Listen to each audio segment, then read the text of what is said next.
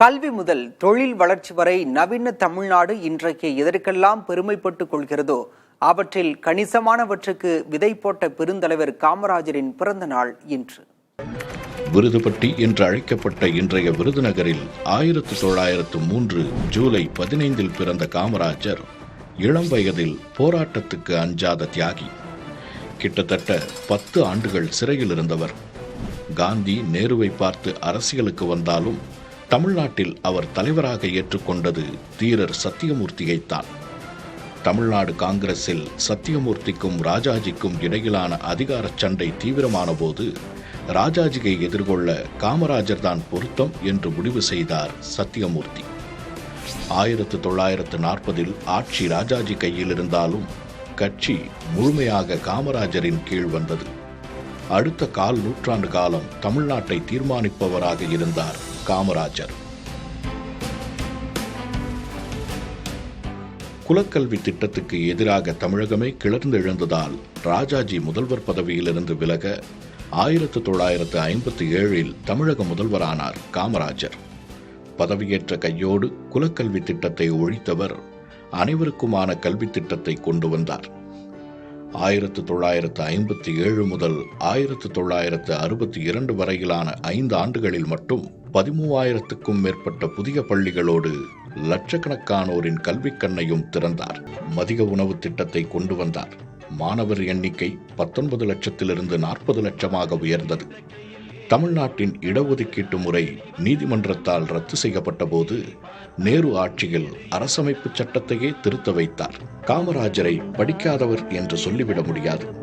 கல்விக்கூடங்களுக்கு வெளியே தன்னை வளர்த்து கொண்ட சுயம்பு அவர்.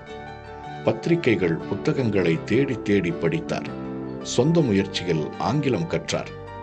நாடாளுமன்றத்தில் அவர் ஒருமுறை ஆங்கிலத்தில் உரையாற்றியதை மாசற்ற ஆங்கிலம் என்று புகழ்ந்து எழுதியது தி ஹிந்து ஆங்கில நாளிதழ். ஆனாலும் அகில இந்திய காங்கிரஸ் தலைவர் என்ற முறையில் மாநாடுகளில் பெரும்பாலும் அவர் பேசியது தமிழில்தான். கையெழுத்தும் தமிழில்தான். தமிழகத்தில் உள்ள பெரும்பாலான தொழிற்பேட்டைகள் பொதுத்துறை நிறுவனங்கள் காமராஜர் காலகட்டத்தில் உருவாக்கப்பட்டவையே. மின் உற்பத்திக்காக நெய்வேலி பழுப்பு நிலக்கரி திட்டம், பெரியாறு நீர்மின் திட்டம், குந்தா நீர் மின் உற்பத்தி திட்டம் போன்றவையும் அவரது ஆட்சி காலத்தில் கொண்டு வரப்பட்டவையே. நீர்ப்பாசனத்துக்காக மணிமுத்தாறு அணை, வைகை அணை, கீழ்பவானி திட்டம், மேட்டூர் கால்வாய் திட்டம், அமராவதி திட்டம், ஆரணியாறு திட்டம், காவிரி கழிமுக வடிகால் திட்டம், புள்ளம்பாடி வாய்க்கால் திட்டம், புதிய கட்டளை திட்டம் உள்ளிட்ட ஏராளமான திட்டங்களை கொண்டு வந்தார். தமிழ்நாடு பஞ்சாயத்து சட்டம் கொண்டு வரப்பட்டதும் காமராஜர் ஆட்சியில்தான்.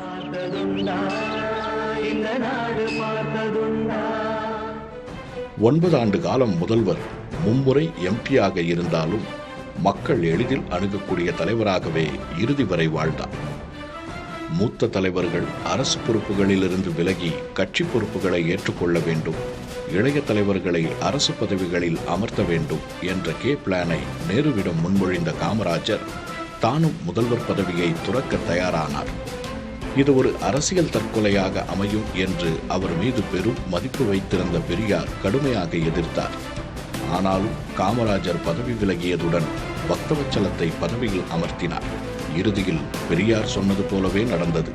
காமராஜரோடு சேர்ந்து தமிழகத்தில் காங்கிரசும் சரிந்தது.